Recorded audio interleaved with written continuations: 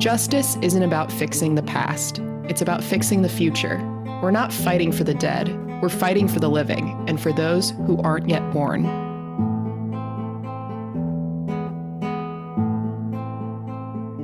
Welcome to the Busy Girls Book Club. We are bringing you all of the internet's most popular books and telling you whether or not you should take time out of your busy schedule to give them a read. I'm Caitlin.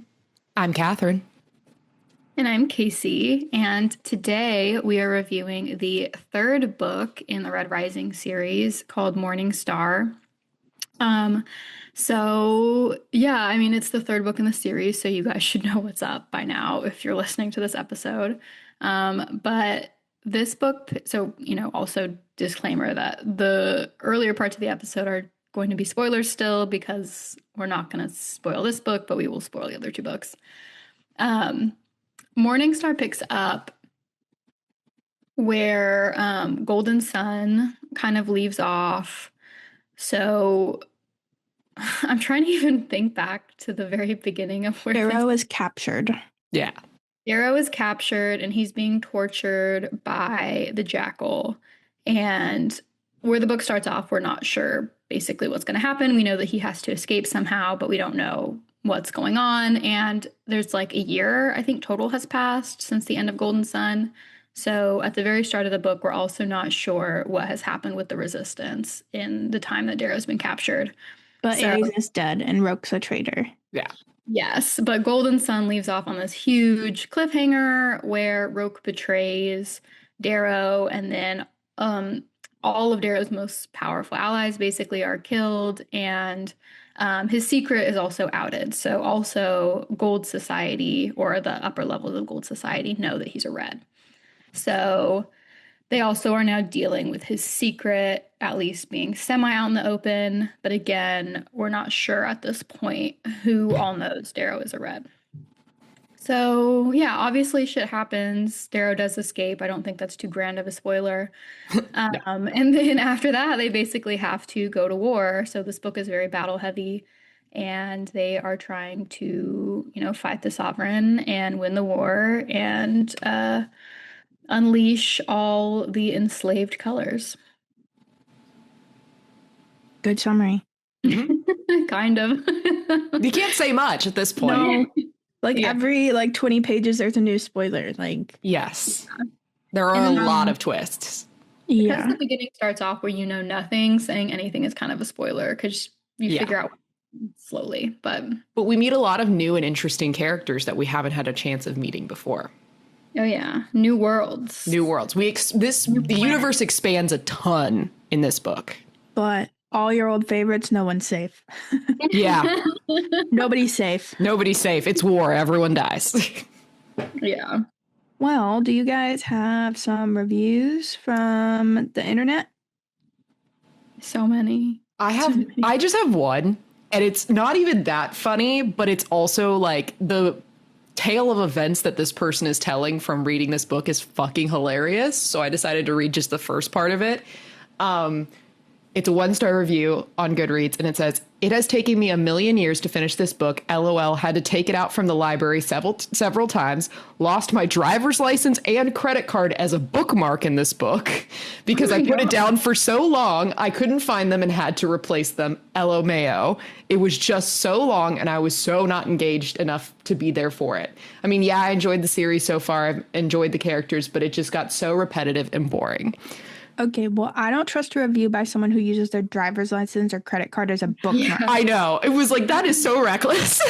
Genuinely a crazy thing to do. I don't trust you. Yes, so. But I just found that so funny that she had to replace them and then found them later. Yeah, that's crazy. I mean, you're trying to how are you have your book with you every single time you get in the car? That's wild. Yeah, I can't say I've ever used important documents as bookmarks in books. I'm actually the opposite. I'm toxic in the sense that I often just don't use anything to mark my page. Do you dog ear them? No. You just remember what page you're on? In general, yeah. That's crazy. Psychopath behavior. I could never. I read too many books. I've been trying to use bookmarks more now. And I read enough digitally that it often doesn't matter anymore. Yeah, for sure. Anyway, I have a 5-star to read. Actually, I have 2 5 stars. They're similar. One says, this book, I cried, I laughed, I clutched at my chest in actual physical pain from grief and whooped from joy at parts. If you want an emotional roller coaster and want to cheer characters on the way you never have before, pick up this book. I promise you won't be disappointed. I thought that was cute. But That's I liked the theme because there was another one like it. 5 stars. Do I directly invoice Mr. Brown for the medical bills I incurred after receiving treatment for the heart attacks the plot twist in this book gave me? That's funny. Real. Okay, I have a whole handful, and they go up from 2 stars to 4 stars. So I'll read them in ascending order. The first one basically speaks for the self. It says 2.5 Severo stars. Oh. I was going to originally give this 1.5 stars, but then Severo came in. Yes. I was like, fair. This one is 3 stars. Love a straight white male author who puts his female characters in charge and makes his male characters physically and emotionally insane. Yeah. Man. I told you it was coming back around in the 3rd book that the girls would get more power. You are correct. Okay. 3.5 stars. I finally started enjoying Darrow as a character. Yep. Yep. For sure. Redemption arc, as you would say. Redemption arc. Growth. And then growth. We love a good character growth, especially for men. Yeah, when it was so needed. We need to lock men in boxes. That is apparently what taught him empathy. Yeah. He said, oh, there are things worse than death. Good to know. Solitary confinement. Okay, 4 stars. Pierce, baby, you need to stop flirting with me by writing books this good. My boyfriend is getting jealous. As he should. Yep. All right, that's all of them. I liked them. I like them too. Yeah. Well, the overall Goodreads rating, 4.54 out of 5 stars. Fable users say 4.61 out of 5 stars. And Storygraph says 4.48 out of 5 stars. So, very well loved book, very well loved trilogy. What are your ratings? I gave it 4 stars. I actually grew to love Darrow in this book. I grew, or maybe not love. Love's a very strong word, but I grew to respect him, and I appreciated the amount of growth he went through in just like the first 50 pages. He showed more humility than I ever thought he could. Maybe because he was humiliated. But anyway, and I also liked that he recognized the female characters a lot more in this book and gave them a lot more deference and gave them a lot more respect because they were definitely holding this thing afloat.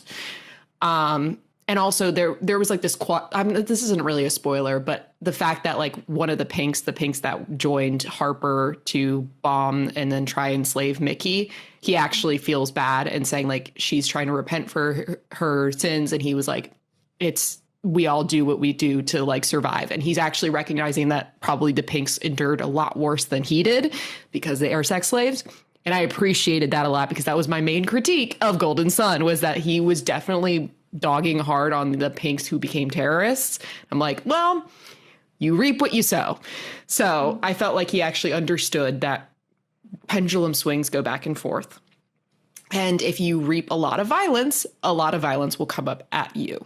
So, but there were some issues at the end that I didn't love, and I'll leave that at that. Oh, whatever. Okay. I also gave it 4 stars. I loved this book. I don't think anything will meet the like thrill I got reading the first book in the series. But this book I still thought was very good. I liked a lot of the character developments. I was very upset about one specific character's storyline. And then, so that kind of like lost me on like a little point. And then I thought it was kind of slow for a little bit. Like not uninteresting, just like slower paced. And then the last little bit, like everything happened and like the ending was achieved very quickly. Mm-hmm. And then it was like epilogue, rainbows and sunshine. And I was like, whoa.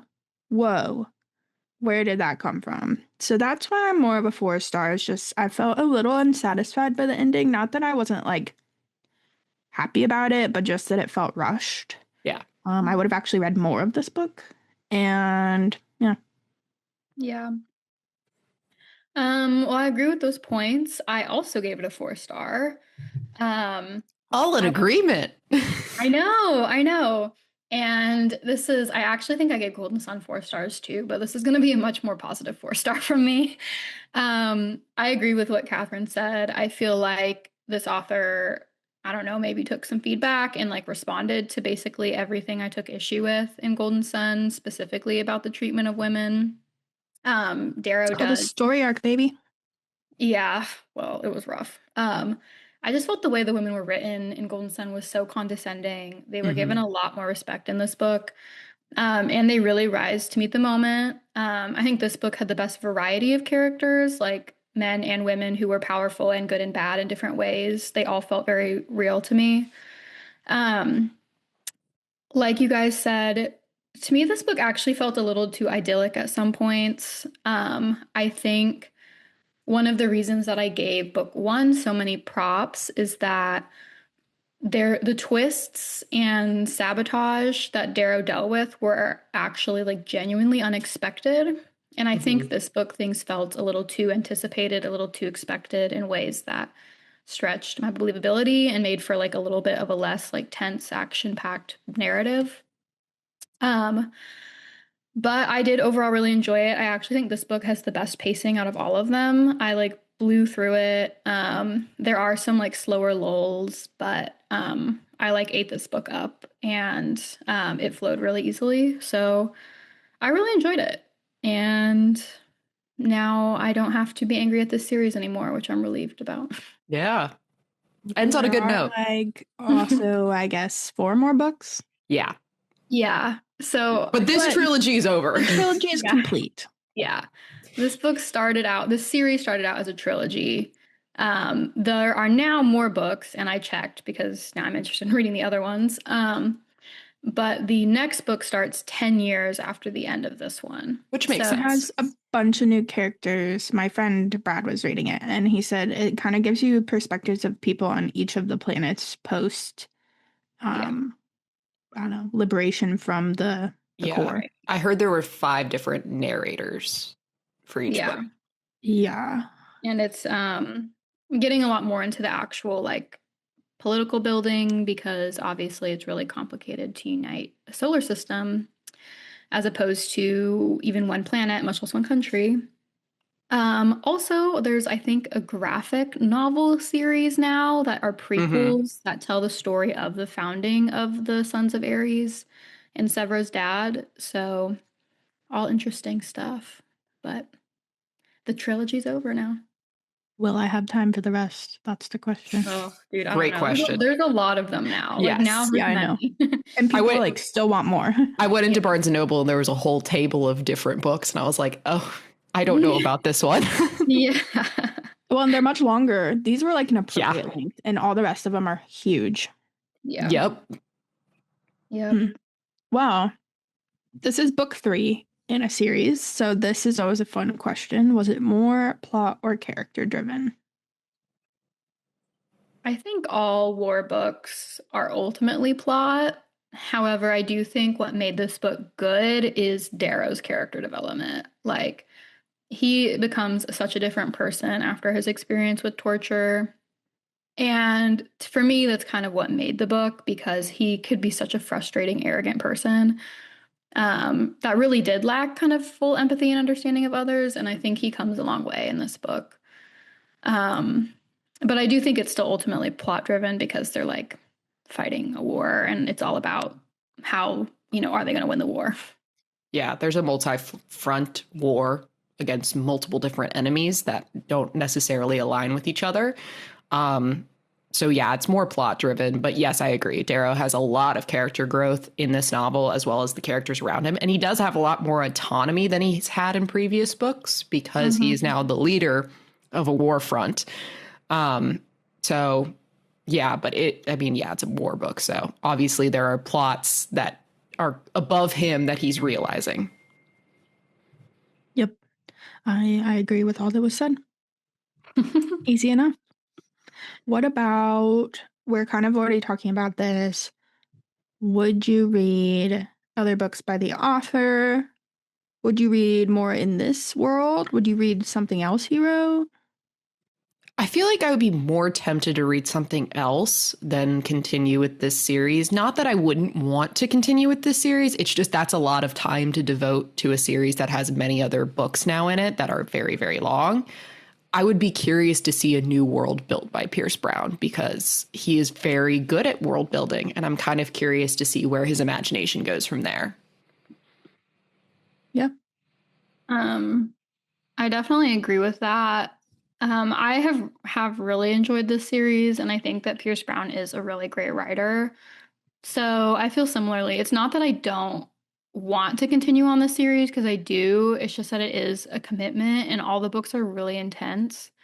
And almost at this point, I feel kind of ready to start over. Like, for me, a trilogy is the perfect number of books in a series, and it's, even if I really like the series, it's difficult for me to want to read past a trilogy because it just starts to feel like more and more effort every time because the plots get more complicated. There's all these characters to remember. But I actually don't think that Pierce Brown has written anything outside of this universe, which kind of makes sense because I'm sure he put so much effort into creating this that he doesn't want to start over. But I would be more intrigued to read something created from scratch. Yeah. I don't know. I'd be interested. It would depend what it was. And how many girls are in the book. Yeah. I mean, to be fair, this is a cash cow for him, so I'm sure it's hard to refuse some of that money that's coming towards him. Right. And he's friends with like Brandon Sanderson and stuff. He's going to keep writing in his world. So, right. It is what it is. Now that the girls have come to the Red Rising, you know, now the women are making up, I think, a larger portion of the fan base than they ever have. I would be interested to see if that impacts any future projects because, I mean, it's just sort of obvious that Red Rising started out as like a male fantasy. Yes. Yeah. The girls got a hold of it. Yeah. The girlies read more than the men. Just saying. Just saying. Girls are just like, I feel like more willing to dive into random worlds just to escape. So, yeah. And we will spend our disposable income on it. Yeah. We'll cuddle God up. forbid women have hobbies. Okay. Yeah. And those hobbies are reading about people killing each other. Get over it. Yeah. We watch true crime documentaries for fun. We should like tally how many people died in every book we've ever read. Oh, Lord, that would take forever. I'm kidding. I don't even want to know the answer to that question. It's morbid. Okay, how about the pacing of the book? How long did it take you to read? I agree with Casey that this book was paced the best out of all three of them. But it did take me about a few days to listen to it on audiobook because I did not want to purchase the official copy and I had a credit remaining at Audible and I had some free time to just listen while at work. So it took me a little bit just because it is a 21-hour audiobook. But I listened to it on 2 times speed, baby. Yeah, of course. Of course. Yeah, I mean, I stand by what I said earlier. I think this book is best paced and flows the easiest out of all of his books. And so I really blew through this one.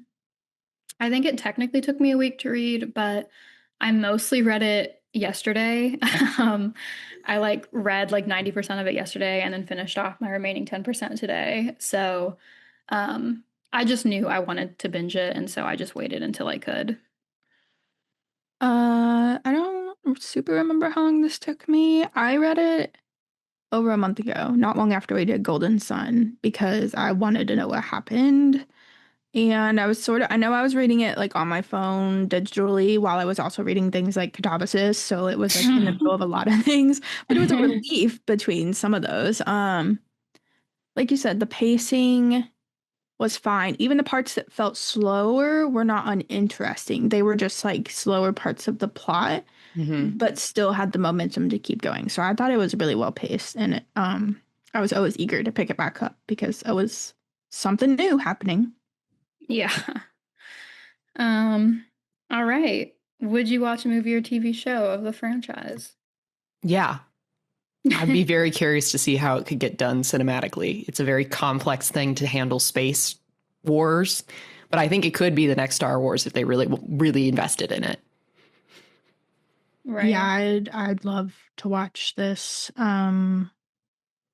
Google says the rights may have been purchased, but it's been in work quote for years. So I don't know if someone actually gets around to it now that the girls are involved. I'm in. I'd watch this. Yeah. There's one thing about the girls. We'll watch a movie. Can you imagine the like transformation scene from the first book of Darrow becoming red to gold? I tried to picture this while I was reading. Often. And like, how do you do that to an actor? You would just have to almost do different actors. Yeah. Because I don't know, it made me think of like PETA in the third Hunger Games movies when he's like emaciated and stuff. I'm like, ugh. Or Captain America. Yeah, Captain America was another one I thought of, which they use the same actors. CGI, yeah. But this is so different. I'm not even sure you would use the same actor. I don't think you could. So, well, I would be very excited to see this brought to the screen. I am very interested in how it would turn out. Well, like, they better do it. You've definitely got people who are into the space movies. There's an audience. Oh, yeah. J.J. Abrams. And I think Star Wars people would love this shit. Yeah, I feel like it's been a while since there's been like a really good Space Odyssey movie. Like not just like Interstellar, but like a space galactic adventure movie. Like a saga of things. Space Wars. Like Star Wars, like Star Trek. And so I think it's time. I think it's ripe for a Red Rising movie. Yeah. Okay. That brings us to our Busy Girl rating. What would you guys give it? I'm going to stick with my 4. I don't see any reason why not to keep it at 4. Like, it was well paced. It just took a while. I mean, if you're already this far into the series, you're going to finish it because Golden Sun cliffhanger is going to leave you wanting more, which is perfectly planned by Pierce Brown. Shout out to that. And the audiobook was nice and easy to listen to. The narrator is okay. I wouldn't give him all the props in the world just because I don't think his voices are too different. So I sometimes couldn't tell who was saying what. But anyway, yeah, I'm going to keep my 4. I will agree with you on that. Yeah, I have no issue putting it down. I didn't want to put it down. It's quick. You're used to the writing style. You're used to the world. Even though it gets bigger, it's not ununderstandable. That was a weird way to say that. Sorry. But so yeah, I had no issues. I won't say a perfect 5-star just because like you have to get through 2 other books to get here, and it still almost takes 600 pages. Yeah, it's still a long book and takes some like brain power, but I have no complaints about that stuff personally. Yeah, I mean, I agree. So sorry to be boring, guys. We're not going to fight. Wow, I don't think, have we ever agreed on both quality and star ratings? Rarely, if so. Probably Chanel Miller was the last time. Probably. I think My Sister the Serial Killer. That's true. I think we all were the same on that one too. Anyway, I agree with those reasons. I think it was a really good read. It was a fast read compared to the page count, but it's obviously still a long book and a long series. Okay. Well, that brings us to our spoiler alert section. A lot of things happen in this book. If you're listening to this episode, I'm assuming you've read the other 2 books, so I'm also assuming you're not going to spoil it for yourself because you know what a wild ride these books can be. But regardless, we are about to spoil it, so decide if you want that. Our first question up is, what did you think of the Jackal's torture of Darrow and Victra? Darrow was like locked in a sensory deprivation box. It turned out to be a table. Yes. Very interesting to read this after reading Alchemized. Not Catherine laughing. Yeah, I didn't do that, so I didn't think about that. What did you think of the character growth that Darrow had because of his failure and because of his experience being tortured for like a year? I think it realigned his priorities because once you're like stripped down to the core of yourself, you have to judge like what's necessary, what's important in your life. And I think he realizes like how much he's fucked up to get to this point and how not trusting the people that you think you can count on and not telling them the truth really hurt you in the end. Obviously, Roke went against him. So like that was never going to happen his way, but not trusting Mustang, not trusting Victra. He kind of trusted Servo, but Servo found out on his own. So it was just kind of like, he reaped what he sowed and he learned from it. And he learned that like, he can trust the Sons of Ares. He can trust the people that he surrounded himself with a lot more. And he also learned that he can't play the game that the Golds set about. He has to come into this, instead of learning how to play the Golds game, he's got to play it like a Red, because they don't know how to deal with a Red. They don't know how to deal with his mind. And so he was a lot more judicious in his killings. He was a lot more, he was an executor, but also a builder, like Mustang wanted him to be. So I think he was easier to read because he was a lot less cocky and a lot less like my way or the highway. I'm the smartest person in the room. He realized I'm not the smartest person in the room. I've got to lean on others to help me out here. And when we all come together, we are a giant brainchild that can actually fix this shit. Yeah, I think he was humbled. He started to act too much like a Gold, but was still as trusting as a Red. And he got reality checked. I can't believe he survived a year in that box. And how sick and twisted when you realize he was under the conference table the whole time. Ew. Crazy. Yeah. And like the Victra torture too. Like it shows that there are also good Golds. Victra was one of them. At first, her priorities may have been self-serving, but then she just she bought in. Mm-hmm. And seeing how the other Golds treat her, you realize that, like, there's still that divide. And so, I don't know. I like the character growth from both of them and how they were both then almost too reluctant to trust. And it was a growth back to that point. But, yeah, it was fun. And, like, Darrow realized that, like, he may be important, but he's not the most important person in the room. And the only people who were really affected by what he was doing deeply was his family. So he had a lot more like emphasis on like making sure his family were okay. Once he came out of the box, he kind of forgot about them there for a bit. Yeah. Yeah. I do think the torture brought him back to himself, because he does really lose himself in Gold Society and does start to see himself as this almost like godlike figure. And he even realizes it at certain points in the other books that it just becomes so easy for him to really forget what it was really like to be a Red once you're a Gold, because you have to leave all that behind and survive in the moment. And I think the torture did help him just reconnect with his real self and not this sort of like grandiose version of himself that he created. I do think it also helped him understand the real stakes. Like, this isn't even just about life and death. It's about enslavement, which is a much deeper and more enduring torture than just survival. And he became more empathetic because I think captivity made him realize that, I think beforehand, he could only really see and value the torture and enslavement that he experienced because that is what his reality was. And it was much, darker and dirtier and more impoverished than like what the Pinks experienced.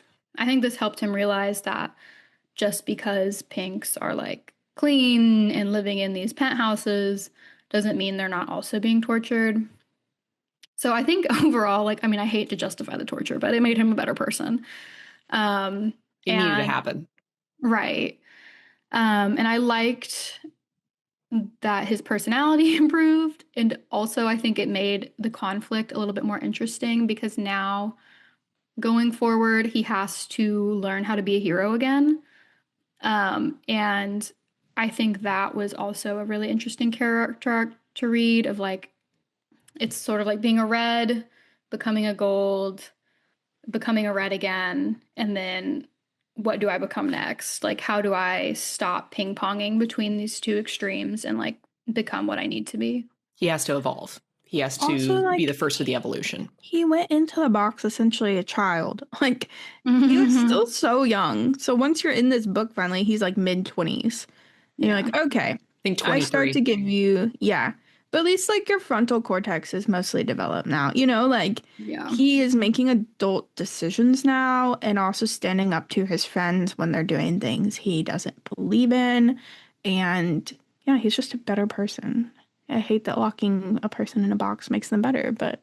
Yeah. I mean, you can either break or you can rebuild. Well, actually, I think you just break and then you have to reconnect the shattered pieces into something else. Like that's what he had to do. And he did it in the best way instead of in the worst way, which I think was kind of showed by Victra because she was really just there for revenge. That was her whole mode of transport. Like that was her whole character journey until the end when she like finally lets go.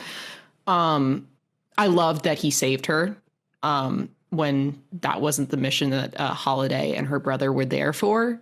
But he was like, no, we're going to save her. She was my only true friend. And I betrayed her by not telling her. And I betrayed her by letting her get caught and get caught in the middle of my fight with the jackal, not hers. And that made me really appreciate him because I was like, yeah, because Victra is a victim in this sense because she was lied to on both fronts and she's still choosing you. She could easily just turn her back on you. She's a gold. But she chose the harder thing. And it just really showcased his growth in that moment of like the split second decision where I could save myself and I could get out of here easy.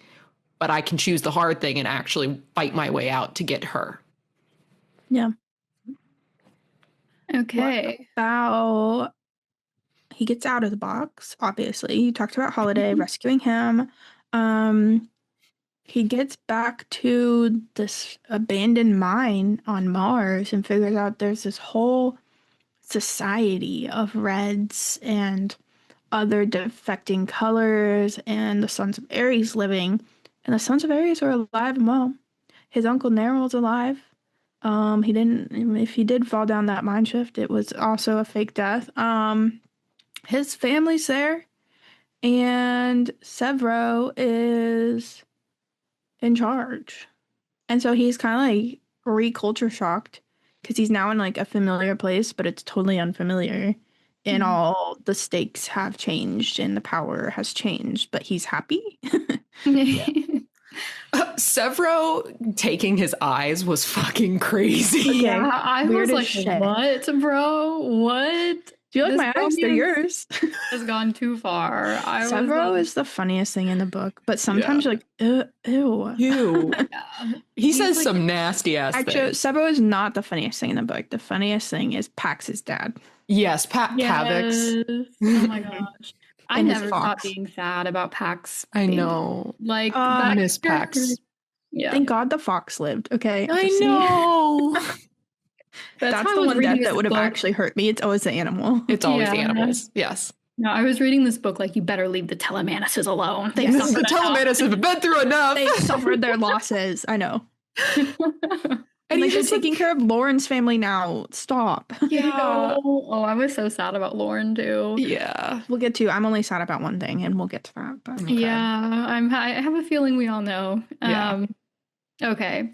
Anyway, I did think that this was an interesting start to the book because they're not just dealing with war, they're dealing with the nitty-gritty. Like, we have all these refugees from all these different planets and societies that do not get along, and there's not enough food, and there's not enough money, and people are fighting, and we're trying to, like, save people, but instead we've just sort of, like, created a slum for them. And now they're, like, killing each other, which is real. And also, like, I think I am generally not a space odyssey person. It's just not the genre I gravitate to. But I think the really interesting point that keeps coming up in this book is how much harder it is to have a revolution that is like interplanetary. because you can't easily get to everyone. Like, everyone is spread out across galaxies. It takes weeks to get to them. And so, not galaxies, but planets, whatever. And so it's so hard to control everything and stop everything, and also to mount a resistance, because not everybody feels the same way on different planets. Everyone is so spread out. Yeah, and everyone's being treated differently. Their experience with golds is different. The rulers of their planets have different philosophies. And so it's really hard to get everyone united. Well, and the golds have perfected a system to keep everyone else down, because it just reminds me, because if you think of like apartheid South Africa, that was the culmination of all the worst slaveries in the world coming together to make a perfect racist system. And that's what the golds did on an interplanetary level, almost intergalactic. So you're having to dissect an entire system in order to revolutionize every single color against the gold. But every single color has different experience against the gold. And they've all thought that the enemy was each other, not the golds. And I thought it was very interesting how we brought in the Obsidian story into that, and how we like dissected their experience with the golds being their gods and having to dismantle the god structure. But yeah, I thought it was so interesting, like the hunger and the violence that was within the revolution, because you can't feed everyone when you're being attacked on all sides. Well, and I was like, finally someone brought up this point, and I think it was Quicksilver who brought it up. And it was that if we're so advanced and so great, why did we stop at one solar system? Yeah. And it's because the more space there is, the more free people are. This was Gold's way of keeping control. I was like, finally, the question I've been asking, why didn't they ever just go to more planets? Right. Well, and like Quicksilver brings system perfected. Yeah. And Quicksilver brings up that capitalist motto where he's just like, I just believe in free thought and free technology. Not to say that capitalism is perfect, but when you have this very like oligarchic society where all flows to the top is going to stem any sort of innovation that is not from them. And it's very interesting. Backwards in innovation. Yes, they don't have anything automated. Yes. Right. Because they fear, I actually think it's really fun and cool that he made them fear robots so much, because that's correct. Correct. There's no AI running their ships. I was like, oh, fuck. Like, they're actually powerful enough and strong enough and smart enough to know that they should draw the line and not introduce more variables that could ultimately subvert their power. But I also do think it's a great point. Like, they then had incentive to, okay, I'm gonna start over. This is also something that happens in book 1 when the golds parade the idea of a meritocracy out, but then we see behind the scenes actually what's happening is the people at the top are busy reinforcing their own power. And so it's not an actual meritocracy. It's not fair. The games are rigged in favor of the jackal. The proctors are rigging the game. Powerful families are paying for their children to get into the institute. They're paying for them to have privileges and advantage in the institute. And so basically what all of that does is it stifles actual meritocracy, which from a capitalistic point of view is the ideal scenario, because you want the most qualified people to be able to contribute, because that is ultimately going to fuel companies and innovations the fastest, the quickest, the best. And so his point is like, in stifling all these other colors, we've actually also stifled ingenuity, because we don't have these people. We're not letting them invent. We're not letting them solve problems. Yeah, for all extensive purposes, Quicksilver should have been a governor of someplace, because he had the means. He sort of was. He sort of was. A moon, though, and he was a silver. He couldn't be. Yes, he was like exactly. The unofficial president. He just had more money than God. Yes, exactly. And so he should have been more powerful, but he could only go so far, and he knew he had to toe a line because him having that much power. To go so far. Yes, but like the idea, his idea was like, I could do a lot more. I could have a lot more, but I knew I had to toe a line or else they would kill me because I could not be more powerful. But he did own golds because he had so much money and had so much leverage. So it's very interesting seeing how he was one of the leaders of the Sons of Ares, because he was just like, yeah, the Golds don't realize, but we need to have this meritocracy actually work for all colors in order to evolve into a new human race. Right. Before we talk more on Quicksilver, I just want to say, can you picture, how epic this would be in a movie scene where Darrow is like emaciated, standing on the edge of this cliff with Holiday and Victra, and Cassius, his enemy, who he still loves, is just standing there like, don't do this, Darrow. And he jumps off a cliff, and the Reds emerge from the ground in grav boots and snatch him, and his friend Severo is there. And then, like, that was just like the most so epic. Iconic. Yeah. It was That's really why it cool. needs to be on a screen. Yeah. Yeah. And like, he could hear the sound, and he knew to jump. And we were just like, as, on edge as he was, because like we didn't know what was happening or where he was going either. So it was really interesting. And the fact that you could see already Cassius's humanity, because he was the one that covered him when they found out that he was in the table, and was like, good God, this have you no honor? Because his whole thing has been honor. And he recognizes the Jackal has no honor and is a tyrant. And he's just like, I'm clocking you, and we'll save that for later. Like, basically, like, I don't trust you, and I don't think you should be in charge if you can do this to a person. The other thing where they're caught off guard is the meeting with Quicksilver. They're going to kidnap him, and they find out he's actually like helping lead the Sons of Ares. And that's where you learn Severo cannot be a leader. Yeah. It's interesting for many reasons. You realize that Mustang is still alive, still in play, because she's in the meeting. You realize Quicksilver is an ally and now you have all this money behind you. And then you realize that this is where Darrow ends up having to stand up to his friends. And it's intense. His little fight with Severo. Yeah. Over whether or not to kill/believe Quicksilver. Right. Darrow wins, thankfully. Right. That would have changed the whole thing. Game over. Yeah. Severo actually If got they didn't have later. Quicksilver, they would all be dead. Game over. Right. No, I did think it was really good. And I know I'm jumping ahead, but we've just brought up Cassius, so I kind of just want to talk about it now. I hated Cassius's redemption arc. I have been rooting for Darrow to kill him from book one. I predicted it from book one. I knew it because they could never thing Darrow couldn't let go of each other. They could never let go of each other. But I was like, in my opinion, so this is part of why I think the book gets a little bit overly sentimental and a little bit too nice, actually, and generous to the characters and to human nature. Because I think ultimately too many Golds were willing to fight with the Resistance. And I think Cassius is the one that like was just the last straw for me. Because I think what should have happened is Darrow's final loss of innocence after everything should have been having to kill Cassius. Like, the war is going to take every last bit from you.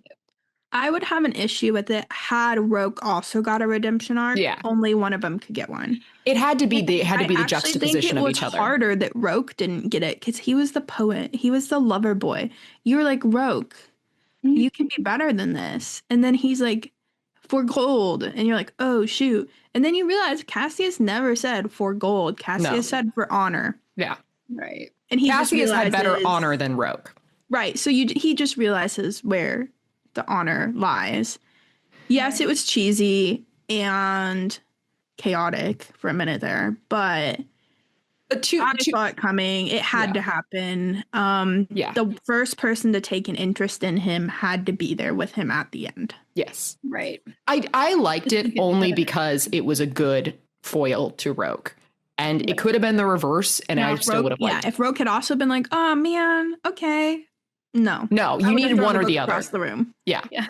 I did think it was interesting because I don't think Cassius totally trusted him until like Darrow gave his cards and was like, yeah, no, Octavia is the reason why all of your family is dead. And I will say the one thing, and I guess we'll just skip ahead to this. The one thing I didn't like was that because we're from Darrow's perspective, the fact that he was fooling the audience and lying about the capture, that's lazy. You can't do that because you're supposed to be in this guy's head.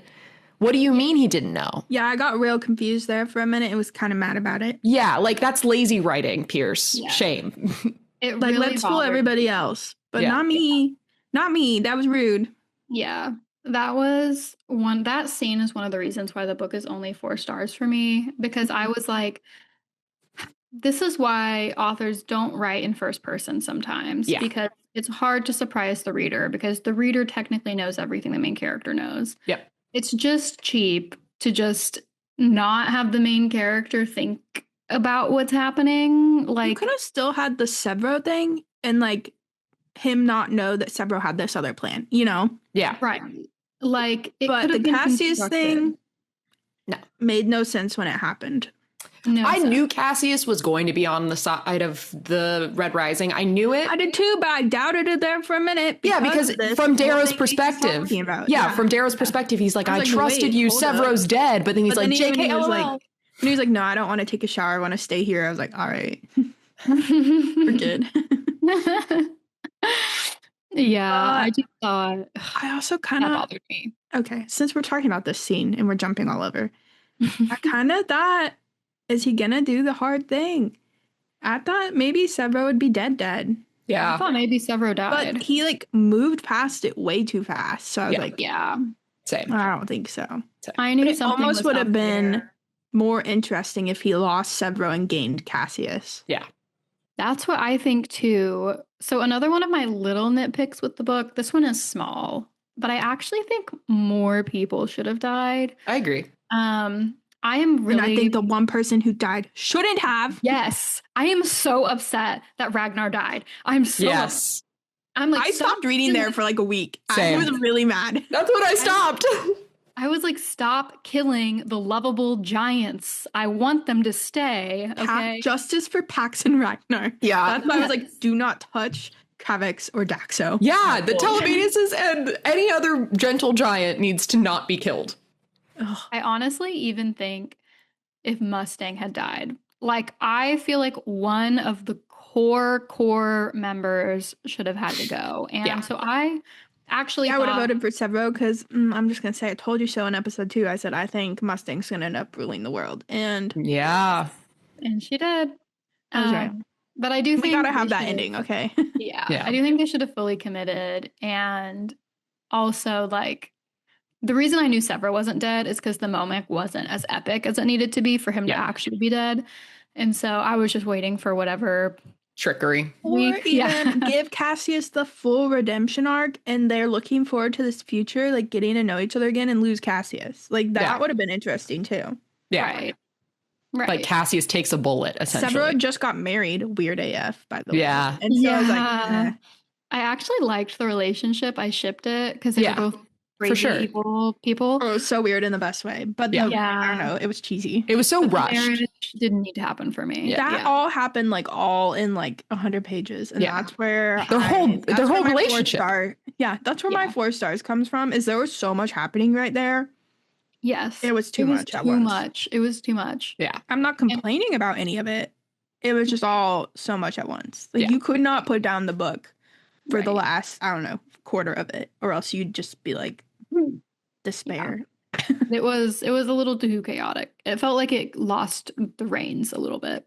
But you can't lie to your reader when you are in the head of a person. That's just not how that works. So convenient. Yeah. Yeah. If they wanted that to happen, the other characters could have planned it and surprised Darrow. Like, that would have been believable. It would have been more believable if you just said Mustang and Severo planned it without him. Yes. People love to do stuff without telling him. We would have totally bought that. Yeah. Yeah, because he couldn't know for some reason. No, but at this point, he's crawled his way back into power for the correct reasons. And so, like, you can't take that control from him. So instead you just took it from the reader. Yeah. I'm like, that's whiplash. That can't happen. Cheap. Also, okay, this is the point where also I thought the book lost a little bit of its tension and it felt like there was a little too much plot armor going on. Because what made some of the other books so good is that there were these twists and turns and things happened that Darrow and none of their allies like legitimately did not expect. Like they got done like at different points. Like they did and they got done. And that's how war is. So it made I think that is the key of what makes the other books feel so real and so intense, is because the characters are legitimately having to claw themselves back out of the most surprising, devastating like twists of fate and like maneuvers that they did not expect. In this book, and this like the scene that dug it in the hardest, that annoyed me the most, was this scene with Octavia. Is that, oh, you just perfectly anticipated 100% of these moves? Yeah. Like, no, here's how he wrote around that. They didn't anticipate it 100% because Cassius had to cut off Darrow's hand. That's the only thing they didn't anticipate. And they didn't anticipate the jackal as much. It's so lame. They were ready. Surprised a little, I think. Surprised them a little. Yeah. But they were so ready. They knew that the jackal's fleets were going to be there and that they were going to be outmanned. That they would be taken directly into the secret sanctum. Right. I was like, this is so convenient that all of this worked out. And the fact that the reader didn't know, but Darrow knew everything. I'm like, I'm still mad about it. Was actually a smart ruler, which you think she is up until this point. She would have just killed them all. She was cuckolded by the jackal, which feels a little too unbelievable to me. See, that I actually liked. I liked that there was this like... No, the jackal's the best villain. Yeah. The jackal's the best villain, but I felt like Octavia was a little too stupid at the end. Also, he's also like 23. Like, come on, lady. Yeah. To me, the most unbelievable part of it was actually that Octavia wasn't just willing to sacrifice Luna. Yeah. Like, this woman blew up a moon. I know Luna's her home, but you're telling me she's just going to be willingly held hostage by this 23-year-old? Like, no, she just fucking murder him. Like... Well, and he's in this little sanctum. Oh, I guess he had the failsafe of what's her butt in the sky, but yeah, Thistle or whatever her name is, whatever. Pebble. No, Lilith. No, Lilith. There we go. All the defectors. Yeah, Pebble didn't defect. I think all of that. I wish they would just call people by their names. Sometimes. Yeah, I know. All of that working out just a little too perfectly, I think, is what made the book just like feel a little too good to be true. Like, Okay, before we talk about the actual too good to be true part, let's go back. We mentioned dear, sweet, beloved Ragnar. Ragnar makes it home. Yeah. Just not all the way. But he gets to see his sister. He wants to die, not in the traditional way with a sword in his hand, but with his friends around him. I'm upset. I was not okay. Rip my heart out. I still didn't cry, but I was like, I didn't cry either. I was pissed. I was pissed. Reading off my Kindle with my phone like half an inch from my face with my jaw on the floor, just like, I can't believe you've done this. Like, no. Because he survived all of this and was about to lead the revolution. But I understand it would have been too easy with him in charge. Sephi was a lot harder to work with. Right. I hate that I predicted it, though, at the beginning, because Ragnar was talking about a future, and I was like, whenever you start talking about the future, you die. So I knew he was going to die. I was mad that it happened, though. Denial. I thought, well, you already killed his big bad protector in Pax. You can't kill the next one, too. Well, I guess you can. Yeah. And I think Sephi added a huge new layer to it.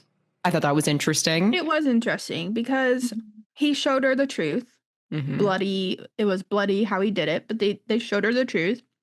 And she, believed. And instead of uniting the people under him, she took that truth and said, all right, well, I'm just going to unite under myself, since golds aren't gods. Like, I'm in charge. Earn my respect. I was like, oh. Right. I did love that she was so independent and wasn't easily led. Like, she was like, just because you've shown me the truth doesn't mean I have to do everything you say. Like, I'm still a queen. I am the person who's responsible for these people. I'm the leader of these people. Like, I'll come with you as long as it's beneficial to us, but we're not going to be like your little lackeys who are in love with you. Well, when they saw the real space war is when they were like, oh, yeah, golds aren't our god, and we also just don't have to follow them because self-preservation. Yeah. Right. I thought it was also interesting how she led a coup against them and tried to hang Cassius. That was actually probably the only point where I was kind of nervous. Yeah, I was nervous too. And when Severo jumped, I was like, I'm shocked on the floor. What? I did know that something like that was going to happen because it was a callback to book 1 when Darrow took the whips. I was like, so someone has to sacrifice himself in some way. But I did like how there was commentary also on how all these people in leadership is what was unifying all the different groups. And so one of these members of leadership was so dangerous to the movement, not just because of losing their skills, but also because it destabilized a group of people that was really following them and really believed that they were looking out for, whatever group. Well, and it was another point if the obsidians are functioning on their own, you've also got these little sects of reds functioning on their own that they mentioned throughout. Mm-hmm. And then the break off from Ares as well. And so you can't have a good rebellion if everybody has different goals and different means of achieving it. There's no united front. Right. So it's important to keep everyone in line, but also like not to do it by just overpowering them, or else you're just the same as the people you're fighting. Because if you're fighting left to right, then you're not fighting top to bottom. Right. And I thought this book really, really well depicted that. Yeah. Yeah. Okay. So I do want to say aside, just on the point of Ragnar's death, which still devastates me to this moment. I'll probably think about that character death forever. It's probably like top 5. Yep. Yes. I loved Obsidian culture and the Obsidian universe. Yes. So fascinating, and like all the kind of inheritance from Norse mythology and their tribalism, and even like the design of the golds, like knowing that isolating them and forcing them into survival mode would keep them in this very niche. Well, like matriarchal area. Too. Yeah.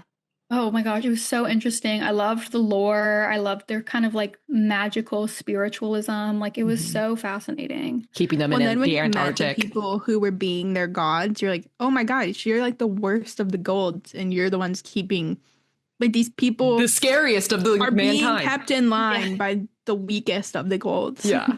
Right. Because, and it just makes so much sense how they were able to do it too, though, because if these people are isolated and they don't have any technology, and the reason they don't have any technology or advancement is because they're kept in survival mode in this barren wasteland. Like, freaking sea monsters around them.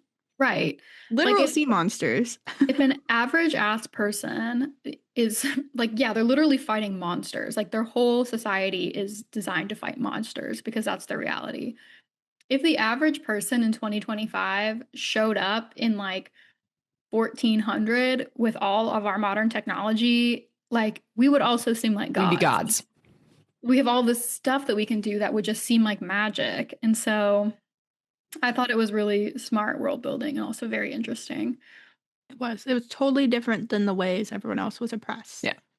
Well, I think Reds were oppressed because they just didn't know anything. Mm-hmm. And Obsidians were oppressed because they believed they had gods. And then you get the other colors in between that are just oppressed because they're not golds. They're like living in the society and know what's going on.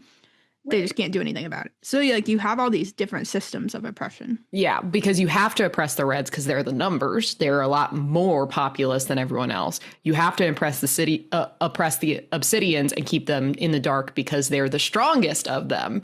So it's all very calculated and interesting. It even touches on the Blues. The Blues want to partake so that they can do their techie things. It's incentive for them, not even oppression. Until you get the one badass lady who, Orion. Oh my God, Orion. I love her so much. She's like, I want a parrot. I'm like, you get a parrot.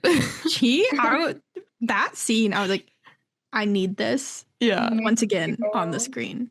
Yeah. But that kind of leads us to the bridge of the ship where one of the biggest deaths happens. The intergalactic battle, and it's not intergalactic. The battle in the outer ring. Jupiter. We're in the gas giants, the moon lords. Roke is cornered, and Antonia hands the win to Darrow and Mustang and Victra, and we come face to face with the poet.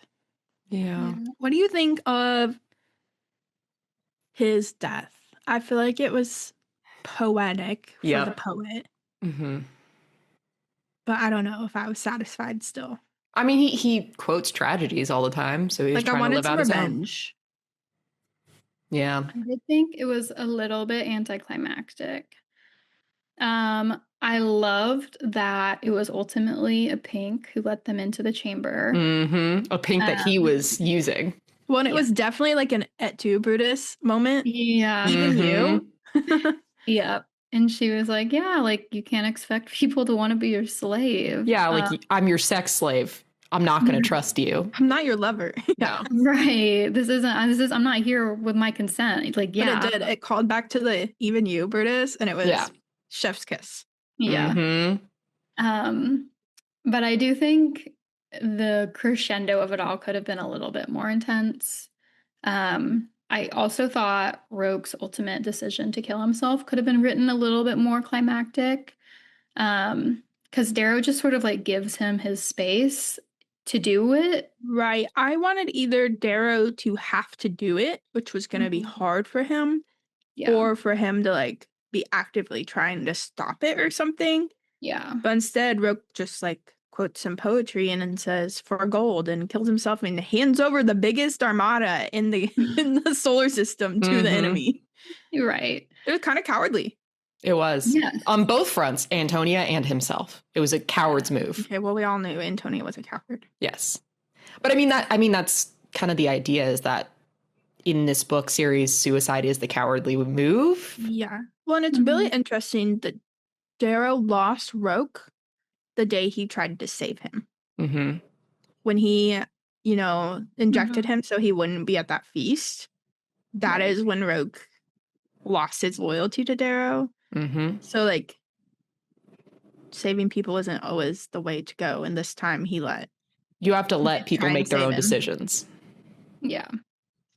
And also, Darrow just wasn't that great of a friend to Rogue. Like, not at all. No. I think it is. Friend. Right. I think it is ultimately because I do think he had that instinct that he knew that Rogue would ultimately not follow him. But it also is like, well, like Rogue was ultimately, I think, Darrow's most painful lesson. And I do wish that battle between them at the very end was more of a battle, like a real, I wanted them to really fight each other. Yeah, and there's a bunch of people just sitting around watching them. Yeah. I almost wished like Victra or someone would have like come in. Sephi would have come in and done it. I don't know. I mean, it is, the poet got a poetic death. Right. It just, you're right. It was kind of anticlimactic. And maybe it was supposed to be that way, so we felt on edge like Darrow did. But I don't know. In the end, you just die. Well, in the end, he was just a freaking racist, so he wasn't going to change. And blamed all of his problems on that measly red that took the spot of gold. Right. He couldn't get past, which this is because Darrow was a bad friend, but he couldn't get past the fact that Darrow had lied about who he was. And so if you already are doubting the friendship and then you find out, you've been deceived. Right.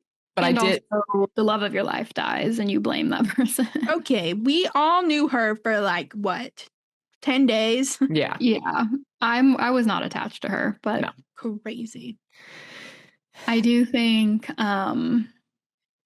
I think Rook's character was also valuable, and I agree with the decision that he does not get a redemption arc, because I think it also shows you that like people who are racist aren't necessarily just like backwater idiots. Like racism and prejudice extend to like the top of the most of the most, quote unquote, developed, smart, sophisticated people. And ultimately he just did not want to give up his power. Mm-hmm. Yep. Didn't want to disappoint Mom. But I love that Darrow used his name to blow up the gas giants plant so that the gas giants couldn't come in rebellion. The dock, yeah, that was interesting. Ruthless. Clever, manipulative. But it also is like, do I ever believe what Darrow's doing? for whatever reasons, I loved it only because I'm a whole believer in the enemy of my enemy is not my friend. And we have learned that in our current present day when it comes to wars with the United States. So the fact that Darrow recognizes that and says, yeah, I can't let this dude have power. Well, he also, not only did he use Rogue's name to do that, but he also in that meeting with the Moon Lord was like, asked Rogue where all the nukes are. And Rogue's like, what are you talking about? And the Moon Lord believes him. Mm-hmm. Yeah. And then you find out it actually wasn't Rogue. It was the Jackal. And you're like, ooh. Well, everyone knew it was the Jackal. So that's when you kind of knew Darrow wasn't going to try and save him. No. Yeah. I did also love that the Rim's culture was so different. And I found it really fascinating, and their leaders really fascinating. Like, he was another great character that really stood out, of just being this really cold but fair villain, like someone who didn't fight with emotion, but would always do what was best for his people being Golds and the Rim, no matter what, with no apology. And I thought that was just a really interesting character to watch. Well, and interesting that Darrow had to make the choice to free none of the solar system or part of the solar system. Mm-hmm. And obviously, in the grand scheme of things, you free as much as you can. But now these Moon Lords and all the gas giants, their people are still not free, and they handed over the Sons of Ares as a means to an end. So, like, that was a hard decision for Darrow to make. Right. He's very mature. And he hated it. But he had to do it. He at least gave them advance warning, not much, but at least some advance warning. But yes, he had to make that decision. There won't have the choice, Yeah, because the gas giants wouldn't trust him if he hadn't done it. But I think to an extent he knows if communication's up and those planets see what's happening in other places, rebellion will spark on its own. Yeah. Maybe. I have a feeling the rest of the books are going to have to deal with that. Yeah. Yes. So we already talked about the last scene, but I want to talk about, we have an unexpected player on the board. We have Octavia's grandson, Lysander, who's also related to Lorne. Mm-hmm. And he's kind of like the one, he's horrified, he's holding his grandmother together. But in the end, maybe the wisest person in the room is the child, because he hands the scepter to Mustang and says, all right, the Ash Lord, she's in charge. Yep. What did you think about that? That was a great twist. One of the only things in the book that felt genuinely so unexpected to me. But it made so much sense, because he was like, at this point, we're just cannibalizing ourselves. And he knew that the nexus of power that was keeping everyone together was gone. And there's, you can't just, or you shouldn't just let these psychopaths blow up your planet. Like, you might as well get what you can from this and move on to fight another day. Yeah. Yeah. And Mustang's still a Gold. She's a Gold with a bigger vision. But, if you're looking around the room and you're trying to get something done, are you going to hand it to her or the Jackal or to Severo? Yourself? Yeah. He could have chosen himself. He was wise enough as a child to know that he would not survive that. No. Yeah. He hasn't been trained enough. But I mean, he was always smart. Even in Golden Sun, he was incredibly smart. And I think even though he saw Mustang's crew kill his grandmother, he recognized that the only way to save himself and to save the vacuum of power from collapsing the entire society was to give it to the smartest and most benevolent person in that room. And that was Mustang. Knew already. She spent time with him already. Yes. Interesting. The only essentially loose end at the book is that Lysander leaves with Cassius. And we don't know where they go. So theoretically, he could come back later and say, this is my birthright. He could. They should have killed him. That's my opinion. They're both in exile now. Yeah. Do we trust Cassius that much? That was my question. I don't know. I do not trust Cassius that much. Also, Lysander is so smart that he will be a formidable opponent if things go that way. Yes. So I think that was the one loose end. Yes. And it feels like foreshadowing almost, because you know that this is not the last you're going to see of him. No. And I was like, if you guys want to, you don't know where this kid is going to end up on the scale of morality. I know it's unfair. I know it's brutal and murderous. You should have killed him. Yep. Because this is the one person in the solar system that probably has the brains and the power and the claim to resurrect Gold Society the way it was. Because he is the birthright of the sovereign. Right. Even though the sovereign wasn't supposed to be a birthright thing. Yeah, it still was. Their meritocracy fails on face value. Okay. So we have that loose end, but we get an epilogue for everybody else. And Mustangs ruling the world. Everybody's safe. They're rebuilding, trying to figure out what to do with all the Reds who want to come to the surface, etc., etc. But they take a little field trip to Earth just for a weekend, a little getaway, and everyone's reunited. And Mustang brings out a little surprise that I know Casey hates. Yeah, I will defend it. Oh, I'm so mad. I'm not saying I loved it, but I will defend it. I think it had merit. Surprise baby. Surprise baby. I like that it was named Pax. The sunset. Yeah. Oh, I hated that. That's cheesy. Riding off into the sunset with, of course, Mustang had a child the whole time, of course. I just hate it so much, and I don't think it was necessary at all. It wasn't. I think the ending could have been her. I still hate it. I just really hate the introduction of pregnancy into books as like a way to, for some reason, make you feel more emotion. I'm like, I already care about these people. You don't have to give them a child. That does nothing for me. I just, the practicality of it hits me. I'll defend it. Victoria wouldn't have let that happen if she didn't want it to happen. She was in control. She chose to have this child because she loved Darrow. And she chose to keep it from him.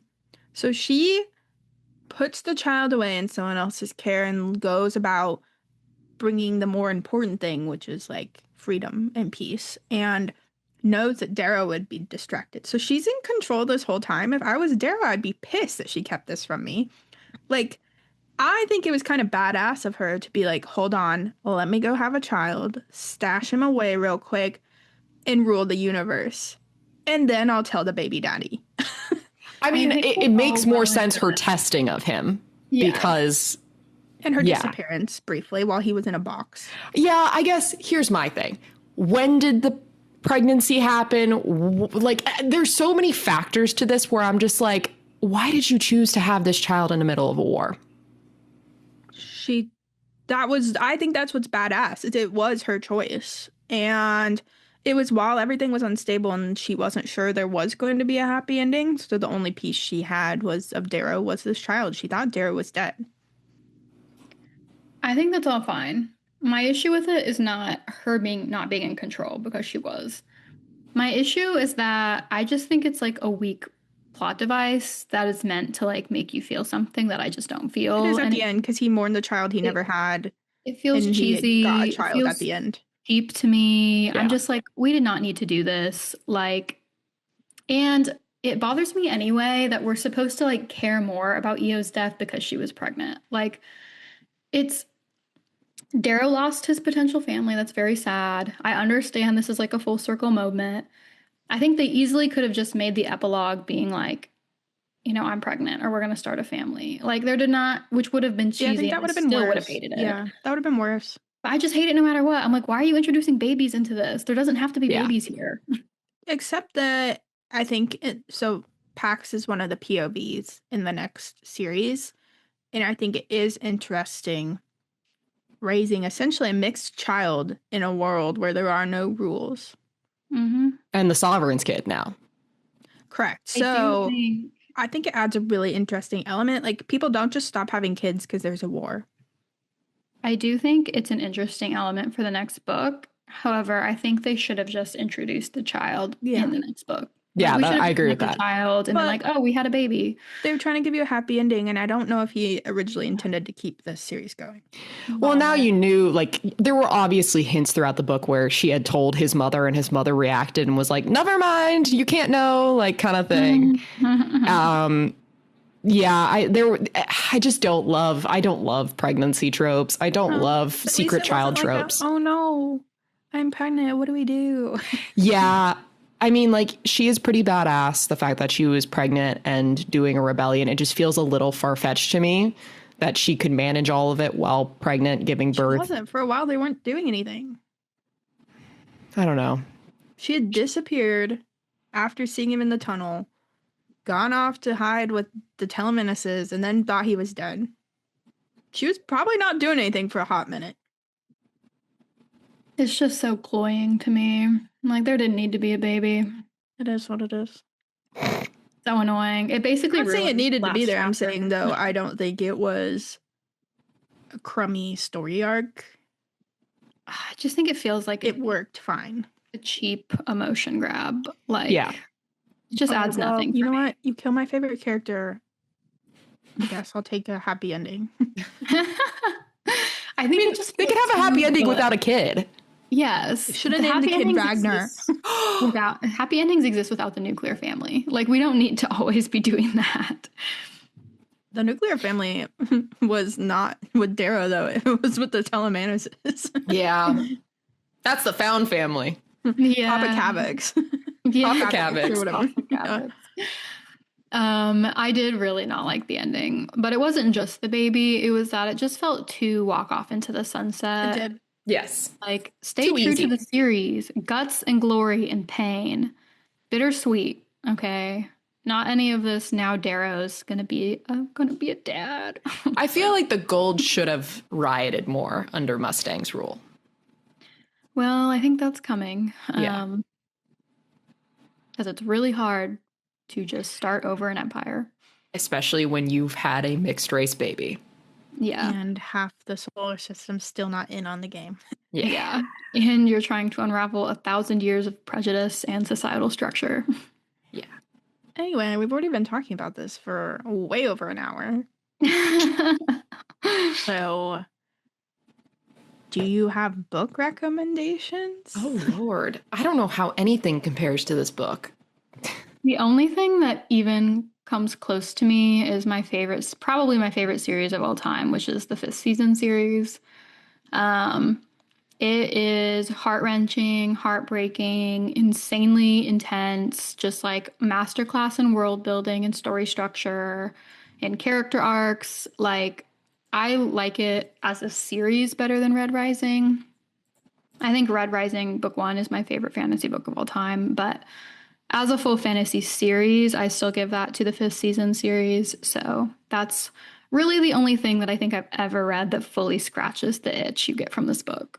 Here's a question. Do you call those fantasy or do you call them sci-fi? I still call them fantasy. I do think many of the best fantasy books are almost sci-fi, which I think is true of this series too. Science fantasy. Science fantasy, exactly. I think that is actually now a genre. Well, on that note, I am really, really excited to pick up The Strength of the Few. So I will recommend The Will of the Many, which is the most similar in structure to this. Sort of the hidden truth, the Roman world, the strange, magic / science system. So I'll go back. I'm sure I recommended it for one of the other books, but The Will of the Many. I'm just going to agree with you on that one. The only close book is The Will of the Many. And I'm very excited to pick up The Strength of the Few. It's just going to take me a while because that's a thick-ass book. I'm looking at Red Rising, 5th season, Project Hail Mary, Will of the Many. Yep, sounds about right. Golden Sun, 5th season, Will of the Many, Dungeon Crawler Carl. We're staying very true to those book recommendations. Yeah, slay. All right. Well, I think that's finally the end of the episode on this insane trilogy. And the end of an era. End of an era. It does feel that way.